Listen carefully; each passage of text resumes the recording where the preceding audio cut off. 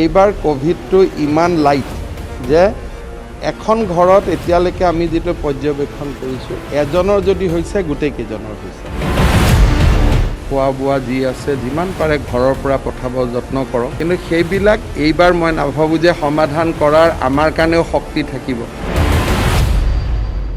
আজি আমি সৰু সজাই খানাপাৰা পতঞ্জলি আৰু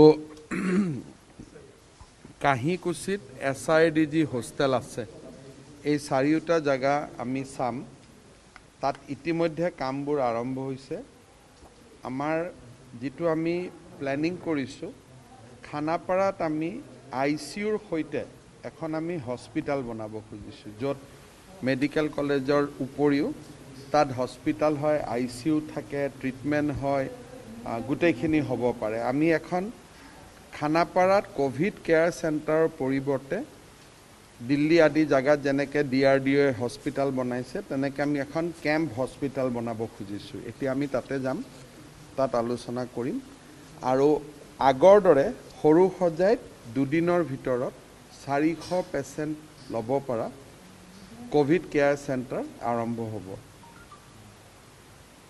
SID কাহিকুছিত 250 ব্যক্তি থাকিব পৰা আন এটা কোভিড কেয়াৰ সেন্টাৰ 4 পৰা 5 দিনৰ ভিতৰত ৰেডি হ'ব আৰু পতঞ্জলি যোগপীঠত 400 ব্যক্তি থাকিব পৰা এটা কোভিড কেয়াৰ সেন্টাৰ আৰম্ভ হ'ব অৰ্থাৎ বৰ্তমান 400 408 আৰু 1050 250 যেটো আমাৰ SID ত আমি পাৰিম 1050 খন বিছনা অহা 4 পৰা 6 দিনৰ ভিতৰত আমাৰ হাজু হৈ উঠিব এতিয়া মই খানাপাৰাত যাম আমাৰ প্ৰিন্সিপাল সেক্ৰেটাৰীও আছে তাতে আমি PWD আমি চেষ্টা কৰি আছো যে এখন হস্পিটাল বনাব পাৰো নেকি গতিকে পৰিস্থিতিৰ যি ধৰণে আমি আগুৱাই যাব সেই ধৰণে জোৰাটাপলি মাৰিবৰ কাৰণে ব্যৱস্থাবিলাক আমি লৈ আছো এই মুহূৰ্তলৈকে অসমত অক্সিজেনে হওক ৰেমডিচিভিৰ ইনজেকশনে হওক হস্পিটাল বেডে হওক এই মুহূৰ্তলৈকে আমাৰ হাতত আছে কিন্তু পৰিবেশ জটিল হৈ গলে পেশেন্টৰ সংখ্যা বাঢ়িলে যেতিয়া আমি আন ৰাজ্যসমূহৰ ওচৰত হাত পাতিবলগীয়া হ'ব কি ধৰণৰ পৰিবেশ হয় তাক এতিয়াই ক'ব পৰা নাযায় কিন্তু কিয়নো সকলো ৰাজ্যতে বেয়া অৱস্থা কিন্তু আমাৰ যি 50 MT অক্সিজেন আছে আৰু সৰু সৰু অক্সিজেন প্লান্ট আমি বনাবৰ কাৰণেও লাগি আছো মই ভাবো যে আমি এটা অভাৱনীয় পৰিবেশ নহলে আমি জোৰাটাপলি মাৰিব পাৰিম already work has started already oxygen plant work in medical colleges has already commissioned in 6 medical college it has commissioned already we are using oxygen from the plant itself but those are plants which give us 0.5 MT per day means 100 cylinder hospital related kamotto অসুবিধা নাই health departmentor kamot electioner resultor লগত কথা নাই কিন্তু matric পৰীক্ষাৰ schedule কৰা অমুক প্ৰশাসনীয় কামবোৰ কৰিব অসুবিধা কিন্তু যিখিনি হেলথত বিছনা বঢ়োৱা ইনজেকশন কিনা অক্সিজেন কিনা ইয়াতটো ইলেকশনৰ লগত কোনো কথা নাই হেখিনি আমি যি ধৰণে কৰিব লাগে আমি কৰি আছো স্কুল এতিয়াতো স্কুল বন্ধ যত LP স্কুলৰ টিচাৰ স্কুল গৈ থাকিব নালাগে ডাবল মিউটেন্ট তেনেকুৱা তেওঁলোকো কোভিডে কিন্তু তাত আপুনি কোনজন ৰোগীৰ ডাবল মিউটেন্ট আছে কোনজন ৰোগীৰ সিঙ্গল মিউটেন্ট আছে তাক জিনোমিক সিকুৱেন্স কৰিব লাগিব হেতু কৰোতে কৰোতে ৰোগীজন ভালে হৈ যাব হেজন মানুহজনক দেখিলে আপুনি ধৰিব নোৱাৰে তেনেকুৱা 100 জন মানুহ যদি কোভিডত আক্ৰান্ত হয় তাৰ আমি 3 বা 4 জন ৰোগীৰহে জিনোমিক সিকুৱেন্স কৰো এটা আইডিয়া পাবৰ কাৰণে আৰু জিনোমিক সিকুৱেন্স কৰোতে ৰিপৰ্ট দিওতে 15 দিন লাগি যায় তেতিয়ালৈকে তো পেশেন্ট ভালে হৈ যাব I am giving every day the figure so there is no question of sufficient or insufficient we are being transparent as of now we have stock of 2.5 lakhs vaccine and hopefully today we will be able to give vaccine to another 80,000 people so by tomorrow the vaccine stocks will come down to 1,75,000 so I am uploading in my Twitter account transparently. স্থায়ী চিকিৎসালয়টো অভাৱ হ'বই যদি patient বাঢ়ি যায়। যদি patient বাঢ়ি গৈ থাকে, এতিয়ালৈকেতো মেডিকেল বা আমাৰ হস্পিটেলবিলাকত আছেই, কিন্তু যদি এতিয়া আপুনি এইবিলাক কাম যদি এডভান্স নকৰে, যেতিয়া বাঢ়িব ৰোগী, তেতিয়া আপুনি ৰাইজক কি উত্তৰ দিব? গতিকে অহা মাহত কি হ'ব তাৰ চিন্তা কৰি আজি আমি কৰি আছোঁ, কিন্তু আজিৰ দিনত আমাৰ অসুবিধা একো নাই, কিন্তু অহা কালিটোতো আমি কোনেও দেখা নাই, গতিকে সাৱধানটো হ'ব লাগিব। আজিৰ দিনটোত মই সিদিনাখন হিচাপ দিছোঁ যে আমাৰ 4000 বিচনাৰ বিপৰীতে 1800 পেচেণ্ট আমাৰ আছিলে, অৰ্থাৎ 2200 পেচেণ্টৰ স্পেচ আমাৰ আছিলে 4 দিন আগত আপোনালোকৰ লগত কথা পাতোঁতে। আজি ডেফিনেটলি কমি গৈছে, কাৰণ আজিৰ পৰিৱেশটোতো মই হাতত ৰেকৰ্ড লৈ ৰখা নাই, কিন্তু আজিও যিখিনি পেচেণ্ট ওলাব গুৱাহাটীত আমি হস্পিটেলত একমডেট কৰিব পাৰিম। এইবাৰৰ ক'ভিড হ'ল যে যোৱাবাৰ আপুনি এটা ঘৰত এজনৰ যদি ক'ভিড হয়, বাকী কেইজন সাৱধান হ'লে বাচি যায়, কিন্তু এইবাৰ ক'ভিডটো ইমান লাইট যে এখন ঘৰত এতিয়ালৈকে আমি যিটো পৰ্যবেক্ষণ কৰিছোঁ, এজনৰ যদি হৈছে গোটেইকেইজনৰ হৈছে, অৰ্থাৎ যোৱাবাৰৰ তুলনাত স্প্ৰেডটো বহুত বেছি, স্প্ৰেডটো বহুত বেছি হৈ যায়। সেইটো গোটেই ডিপেণ্ড কৰিব ৰাইজে কিমান সহযোগ কৰে। যদি ৰাইজে ক'ভিড প্ৰট'কল মানি চলে, আজিতো গুৱাহাটীত 2 দিন ধৰি ক'ভিড বঢ়া নাই, আজিৰ কথা মই ক'ব নোৱাৰোঁ, কিন্তু ৰাইজে যোৱা 3-4 দিন নিয়মত আছে, অলপমান কণ্ট্ৰলত আছে। এইটো গোটেইটো ডিপেণ্ড কৰিব যে ৰাইজে জনা সমাগম বা যাৰ ক'ভিড হৈছে তেওঁ যদি নুলুকুৱায়, কোনোবা বাহিৰৰ পৰা আহিছে 7 দিন যদি হোম কোৱাৰেণ্টাইনত থাকে, সমস্যাটো হয় যে ক'ভিড হ'লে যিসকলে লুকুৱাই ৰাখে তাৰ পৰাই সমস্যাটো বাঢ়িব আৰম্ভ হয়।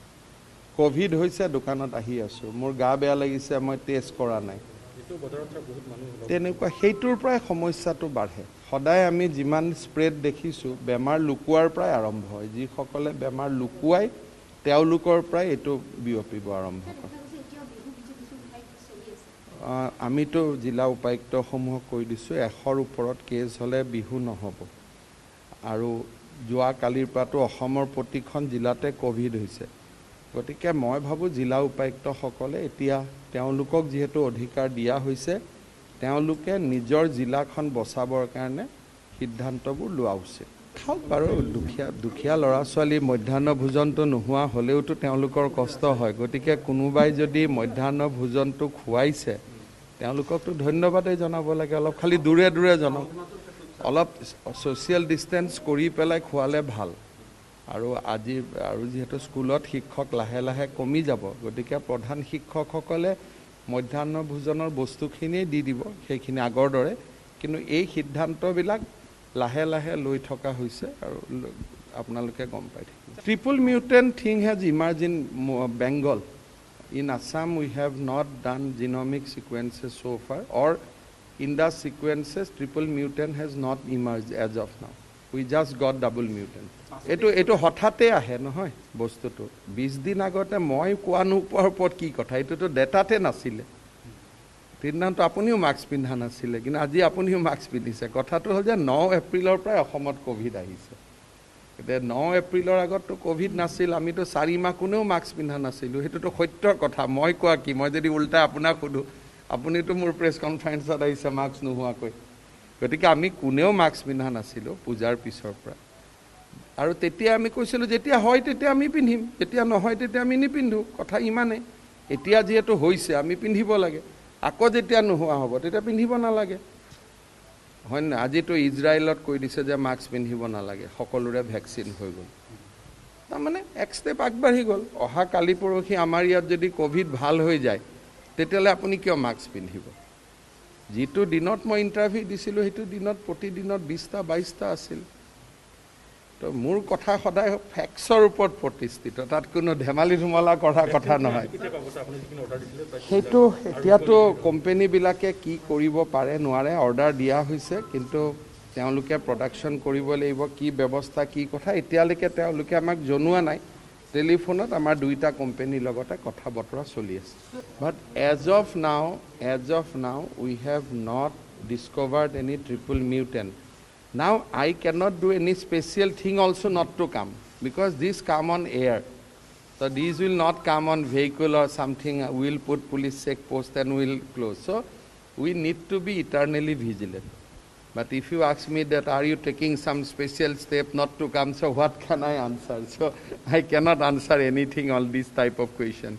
So these will come on air, and if it comes, it will be unfortunate. If doesn't come, we will be fortunate.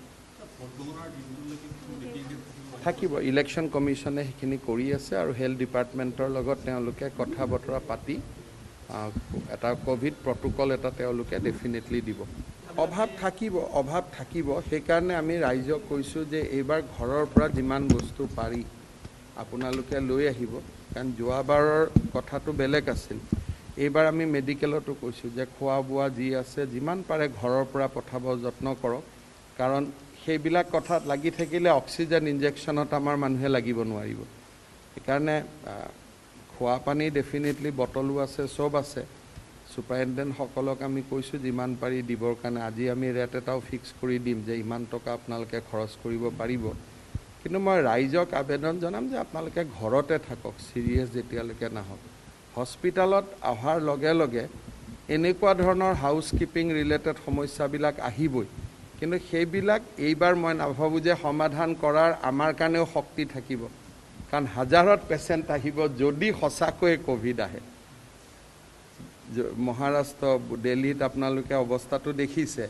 এইবাৰ সেইবিলাক ফেচবুক লাইভ টাইপ কৰাৰ এইবাৰ সমস্যা নাথাকিবগৈ। সেইকাৰণে আমি কৈছোঁ যে ঘৰতে থাকক, ভাল কৰি থাকক, নিজৰ ঘৰত আৰামত থাকক। কিন্তু যোৱাবাৰ আনোতে অহা নাই, এইবাৰ ঘৰত থাকক বুলি কওঁতে মানুহে কৈছে নাই নাই হস্পিটেলতে থাকিম। গতিকে পৰিৱেশবিলাক যোৱাবাৰৰ লগত এইবাৰ তুলনা নহ'ব। এইবাৰ পৰিৱেশটো সম্পূৰ্ণ বেলেগ, আৰু মোৰ ডক্টৰখিনিৰ কাম হ'ব চিকিৎসা কৰা, অফিচাৰৰ কাম হ'ব অক্সিজেন যোগাৰ কৰা, ৰেমডিচিভিৰ যোগাৰ কৰা। প্ৰতিদিনত যুঁজি থাকিব লাগিব এটা এটা ইনজেকশ্যনৰ কাৰণে।